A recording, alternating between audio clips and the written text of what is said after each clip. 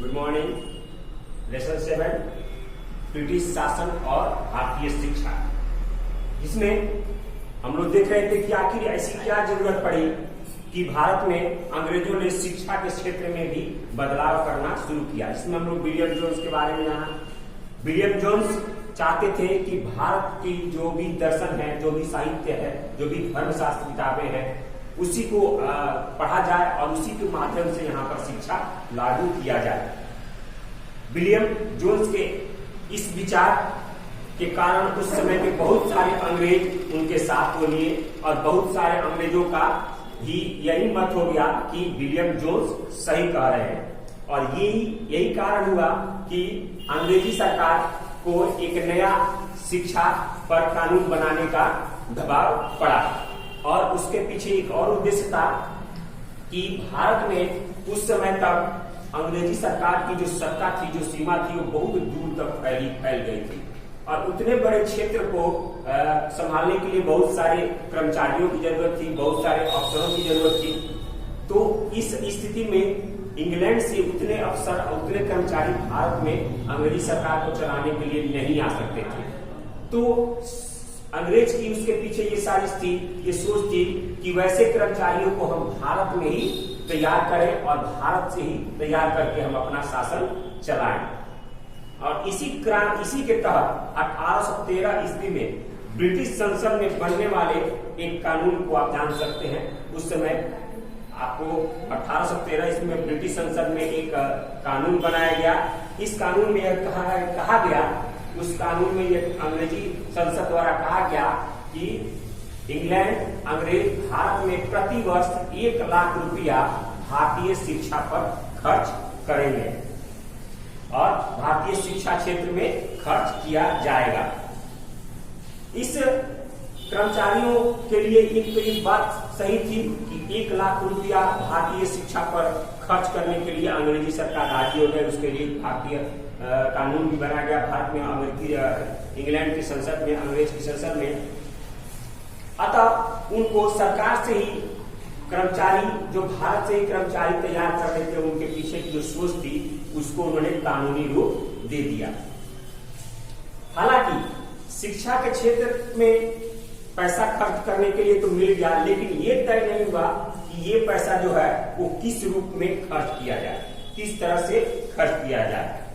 इन लोगों पर जोन्स का महोदय का प्रभाव था, जो भी ये चाहते थे कि भारत में शिक्षा के क्षेत्र में पैसा खर्च किया जाए और उसी के दर्शन और उसी के साहित्य और उसी के धर्म की किताबों को पढ़कर और वैसे कर्मचारियों को अपने शासन में लिया जाए। यह वर्ग कहता था, जो जोन्स के जो लोग थे वो कहते थे कि भारत में उन्हीं के शिक्षा में पढ़ाया जाए, इससे कर्मचारियों की आपूर्ति भी हो जाएगी और साथ ही साथ भारत की परंपरा और धर्म को जानने का अवसर भी प्राप्त होगा, जिससे कि हम अपना शासन जो है आसानी से मजबूत कर सकते हैं, चला सकते हैं। लेकिन इसके विपरीत अंग्रेज के एक और वर्ग था जो इस बात की आलोचना कर रहा था, जिसमें थे आपको जेम्स मिल और मैकाले। जेम्स मिल और मैकाले ये एक दूसरे वर्ग के थे। इन लोगों का मानना था कि भारतीयों के जीवन में व्यवहारिक शिक्षा देनी चाहिए, यानी व्यवहारिक शिक्षा की जरूरत है। यह उन्हें बताना चाहिए कि किस तरह इंग्लैंड अपने अन्य यूरोपीय देश इस प्रकार वैज्ञानिक और तकनीकी शिक्षा से सफलता हासिल किए हैं। यानी जो यूरोपीय देश है बहुत सारे, या इंग्लैंड है, किस तरह उन्होंने अंग्रेजी विज्ञान या तकनीकी ज्ञान के कारण ही उन्होंने सफलता हासिल की है। तो इसी क्षेत्र ज्ञान को भारत में भी प्रचार किया जाए। ये जेम्स मिल और मैकाले के जो वर्ग के लोग थे वो ये सोचते थे। और हालांकि इसी विवाद में भारत के एक प्रमुख दार्शनिक थे, राजा राममोहन राय राजा थे। उन्होंने इंग्लैंड में प्रचलित शिक्षा का ही उन्होंने पुरजोर मदद किया, यानी पुरजोर वकालत की कि जो जेम्स मिल और मैकाले जो कर रहे हैं उनकी बात सही है, भारत में आधुनिक शिक्षा ही देनी चाहिए, यानी तकनीकी और विज्ञान की शिक्षा ही देनी चाहिए। राजा राममोहन राय लगातार इसका प्रयास भी करते रहे तो इस प्रयास से मैकाले ने अपना जो पक्ष था, अपना जो तर्क था वैज्ञानिक और तकनीकी शिक्षा को, उसको मजबूती से इंग्लैंड के सामने रखा और इस क्षेत्र की भाषा के लिए अंग्रेजी को उसने प्रमुख बताया। यानी कहा कि अंग्रेजी को लागू करना पड़ेगा और अंग्रेजी भाषा से ही हम देश का विकास कर सकते हैं। वह कहते थे कि अंग्रेजी भाषा पढ़ने से भारतीयों को दुनिया की श्रेष्ठता की जानकारी होगी, जानेंगे कि कैसे श्रेष्ठ है। उसके पीछे एक ये भी उद्देश्य था कि ब्रिटिश अपने आप को श्रेष्ठ मानते थे।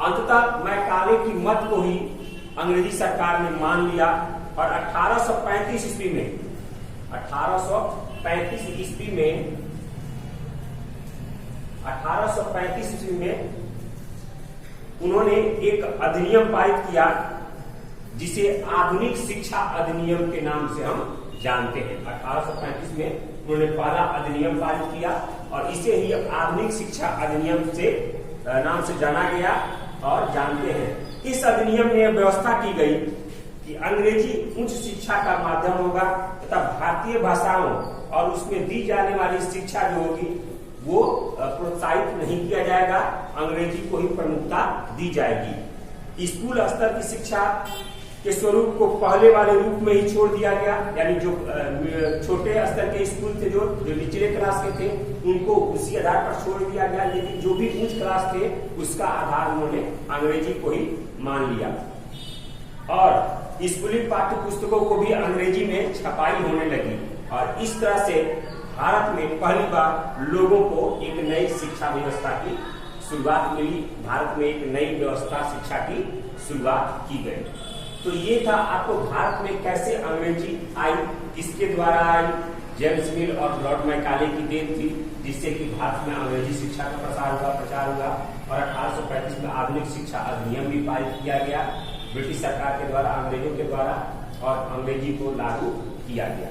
तो इस सारी बातों को हम लोगों ने जाना, बहुत ही इंपोर्टेंट है। आप लोग वीडियो ध्यान से सुनिए, किताब की जरूरत लीजिए। किताब पढ़ने से आपको और वीडियो देखने से सबसे ज्यादा समझ में आएगा, इसलिए किताब का हमेशा आप लोग पठन कीजिए, जिससे कि आपको वीडियो देखने से और ज्यादा समझ आ सके। अगले वीडियो में हम लोग इसके और अगले टॉपिक की तरफ पढ़ेंगे और अधिक जानकारी लेंगे कि अगला टॉपिक क्या है। अगले वीडियो में हम लोग मिलेंगे। धन्यवाद।